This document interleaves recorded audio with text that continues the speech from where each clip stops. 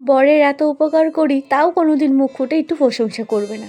বছরে একবার অন্তত ব্লাডটা নিয়ে টেস্ট করা দরকার, শরীরে কী কী সমস্যা হয়।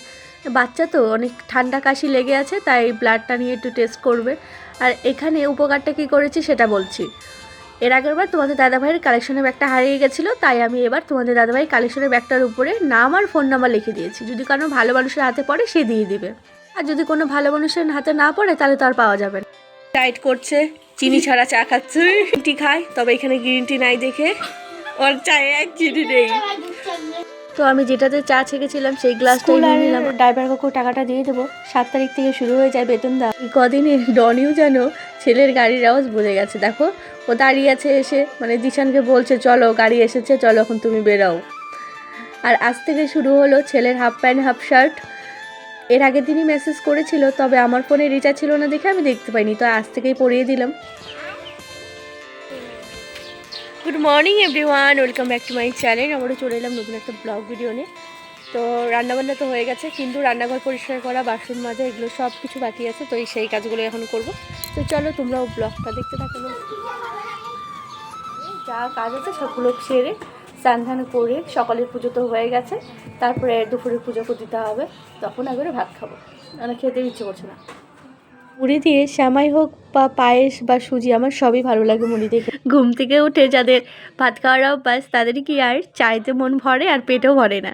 তো চা খেয়ে আমি একদমই থাকতে পারি না, আর আমি চা খাইও না। তো প্রথমে যেই কথাটা বললাম, আমি ঘুম থেকে উঠে ভাত খাওয়ার অভ্যাস। অ্যাকচুয়ালি কী বলো তো, সকালে যদি কেউ আসে তাহলেই চা টা বা অন্য কিছু টিফিন করা হয়, তাছাড়া কিন্তু একদমই হয় না। তো এদিকে আমি রান্নাঘর পরিষ্কার করছিলাম আর বাড়তি কথাগুলো বলছি, তো তোমরা কথা শোনো আর আমার কাজও দেখো।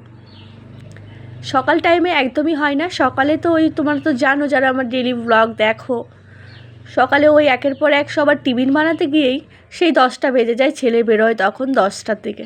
তো 10টা, তারপরে আবার মামা সোনাকে খাওয়াতে বসি 10:30। তখন কি আর চা বা অন্য কিছু খেতে ইচ্ছে করে? তখন মনে হয় একটু ভাতই খাই। তারপরে তো আবার আমার পুজোটা বাকি থাকে, যেদিন সকালে দিতে পারি না সেদিন আবার সেই ছেলে বেরিয়ে পর তারপরে বাকি কাজগুলো একটু সাইডে রেখে আগে গোপালকে উঠিয়ে পুজোটা দিয়ে নিই, তারপরে আবার টুকটুক করে বাকি কাজগুলো করি। তাহলে তোমরাই বলো আমি আর এক্সট্রা টিফিন করবো কখন? এখন আবার শ্বশুরমশাই এসেছে, তো শ্বশুরমশাইকেও এখন আবার টিফিনটা করে দিতে হচ্ছে। তো এই করে সকাল 11টা বেজে যায় আমার এই সব পড়তে। তো তারপরে লাস্টে গিয়ে ভাতই খাই। আর এখানে বেল ঠাকুর এসেছে, আমাদের তো 1 বছর দেওয়া যাবে না, কালো চলছে যেহেতু। ব্যাগ নিয়ে আছে, উনি হলো আমার বান্ধবীর বাবা।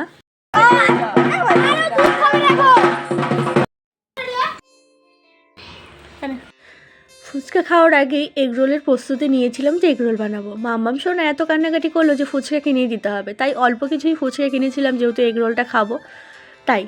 তো এখানে আমি এগরোলটা আগে বানিয়ে নিয়ে তারপরে একের পর এক সব কিছু দিচ্ছি। সবার ফার্স্টে কিছু আমাদের ক্যামেরাম্যানের জন্য কে বল কেমন হচ্ছে, কেমন হচ্ছে? মামাম সোনা খেলো না, মামাম সোনা বান্ধবী নিল। আর এখানে না বাদাম কাসন্দি সস বেশি করে দিলে কিন্তু ভালো লাগে, তবে এগুলো এরা কেউ খাবে না, তো আমার জন্য আমি আলাদাভাবে বানিয়ে নিলাম। আর এখানে দুপুরের খাবার নিয়ে অল্প খেয়ে নিচ্ছি সবাই, কারণ ভাতগুলো নষ্ট হবে না হলে। কেউ তো খেলো না, 2-1বার করেই সবাই খেলো, ভাত রয়ে গেল। আর উঠানটা ঝাড় দিতে অনেকটা দেরি হয়ে গেল, উঠানটা ঝাড় দিয়ে গেটের সামনে জল দিয়ে ঘরে ভাতটা করে এসে মাংসটা আজকে আমি উনুনে করবো।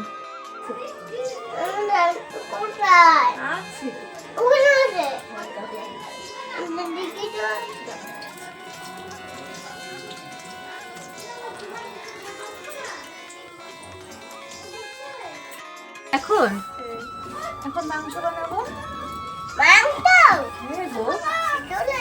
হ্যাঁ, আগের যে খড়ি ছিল ডালপালা সেগুলো সব ভিজে গেছে।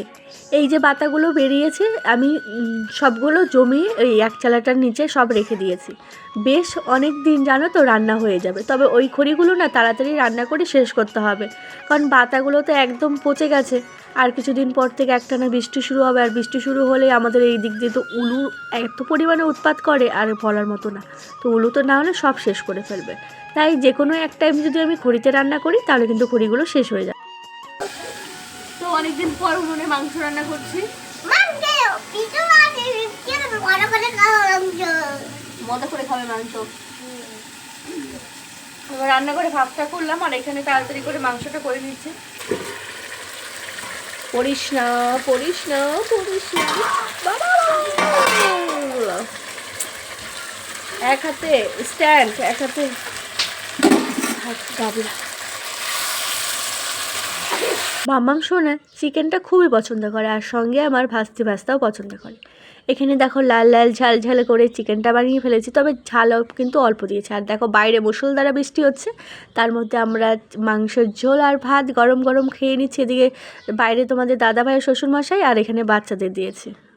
তো বন্ধুরা আজকের ব্লগটা আমি এখানেই শেষ করছি। সবাই ভালো থেকো, সুস্থ থেকো, আবারও দেখা হচ্ছে নেক্সট ব্লগে। আর ভিডিওটা যদি ভালো লেগে থাকে তাহলে লাইক করে পাশে থেকো, আর কেমন লাগলো অবশ্যই জানিও।